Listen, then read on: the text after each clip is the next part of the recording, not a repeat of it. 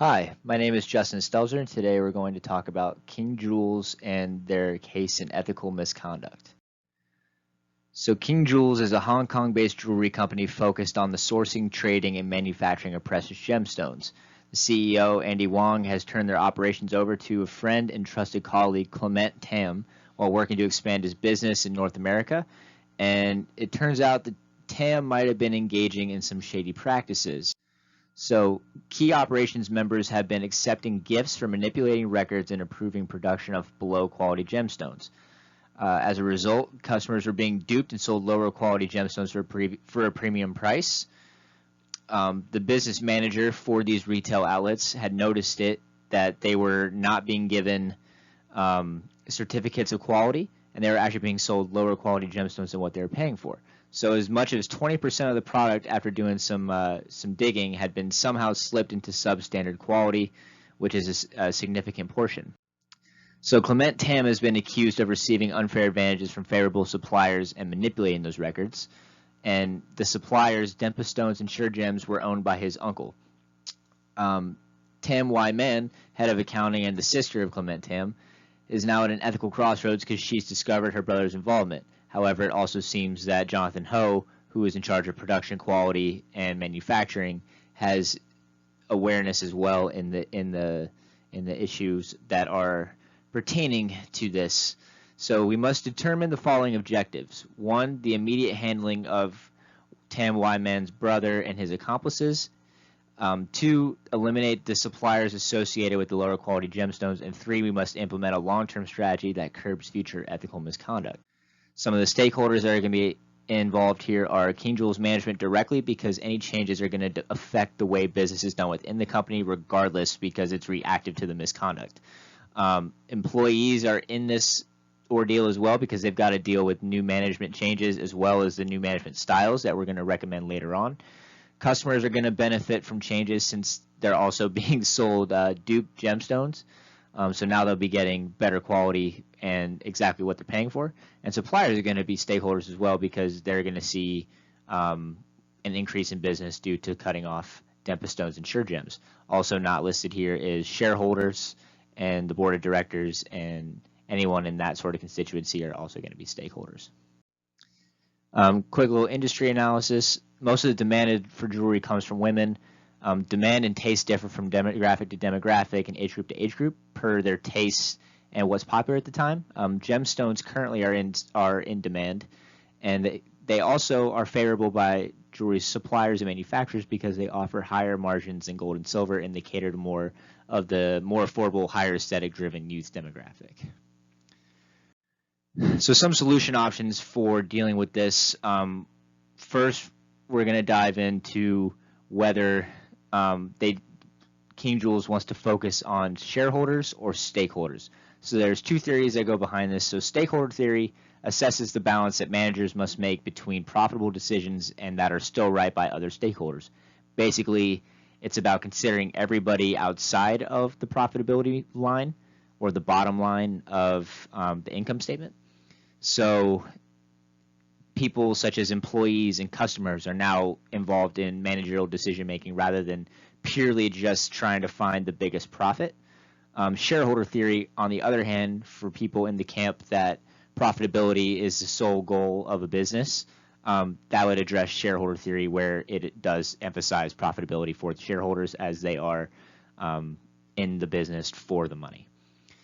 So below we have table 1.1, which demonstrates the preferences, stakeholder theory versus shareholder theory, and then the pros and cons of both.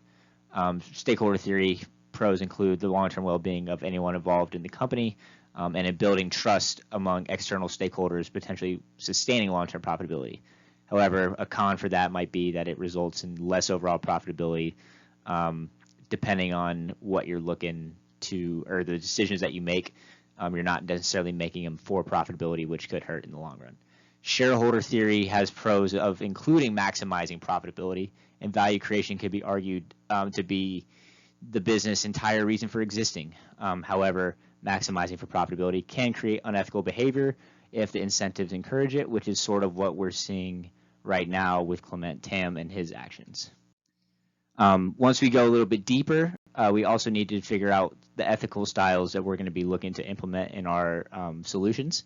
So the 3 styles are deontological, utilitarian, and Machiavellianism. The deontological style requires a list or code of ethics that one can adhere to. However, unethical actions that don't have an explicit rule are not necessarily considered unethical. So if I do something that is not specifically listed on the sheet, I can say that I didn't know, so this might end up being a problem for upper management. The utilitarian style is do whatever will result for the greatest good and for the greatest number of people, which sounds great until someone doesn't necessarily come up on the other side of that because they're in the minority. So we also need to take that into account. And Machiavellianism is that individuals express that school of ethics only because they act in their own self-interest and they have little regard for anyone outside themselves. So you could sort of say that Clement Tam might fall under this one just because he was taking incentives and advantages for his own personal gain.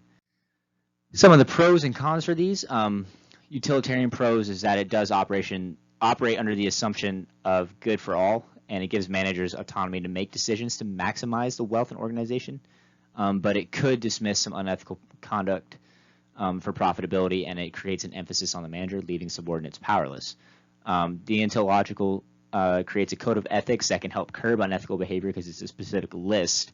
However, if it's unchecked, incomplete, or unupdated, the unethical behavior can be bred out of not knowing it was unethical or playing dumb. Machiavellianism could create higher bottom lines, cutthroat performance that you would see in like a sales organization, but it also could lead to unethical behavior, and that will become best practice to maximize that bottom line because they're just trying to win for themselves.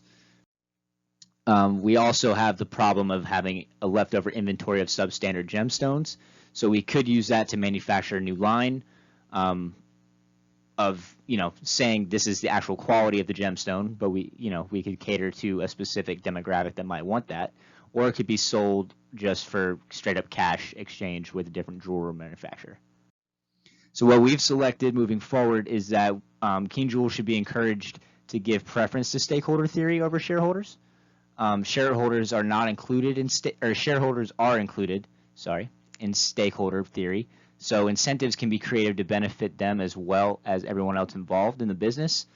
This will offer a baseline to curb unethical behavior in general because there are more factors involved. We believe that just having stakeholder theory be the primary base for any decision that you're trying to make helps in the long run because you're trying to maximize, again, the number of people that can be brought into any sort of decision and try to do best by them. And for that, we're going to also create a hybrid of utilitarian and deontological schools of ethics to center on. So we're going to empower managers to have utilitarian ethics because we do want them making autonomous decisions for subordinates. Remember, we're in Hong Kong, so culturally that's not unacceptable. And we also think that that'll benefit the most amount of people. And we also want to create a deontological code of ethics for subordinates to allow them to come forward if unethical behavior is committed by managers. So our final recommendations are that we, in the long term, establish that senior leadership will adhere to a utilitarian standard of ethics with a preference to stakeholders, and that a code of ethics will be developed for subordinates in case there is an issue and they need to sidestep their immediate manager in the event of unethical conduct. We also want to create a separate position to oversee KingJewels operations, or the COO, as it became a problem when Clement Tam was that position. Instead of doing that, we're going to have all the department heads stay where they are and create someone to oversee that while CEO Andy Wong is out selling the product. And we want to explore a new, more affordable exclusive line with the leftover substandard gems. We have them. We might as well make a new line and create some value off of that. In the short term, we're going to fire Clement Tam and Jonathan Ho. Their actions will not adhere to the new policies that we're putting in or the ethical guidelines that we want long term. They are duping customers, and that is a no-go with our ethical standards now. We're also going to cut the sourcing contracts with Dempa Stones and Sure Gems immediately so we prevent further misconduct with the family ties and unfair advantages. And we're also going to bring CEO Andy Wong back to run operations of KingJewels until we hire a COO. And we need that because it allows someone who knows the company to understand what's going on until a COO is hired. So in conclusion, these changes are going to affect KingJewels' structure and ethical scope, but it's going to help right the ship and curb potential missteps in the future.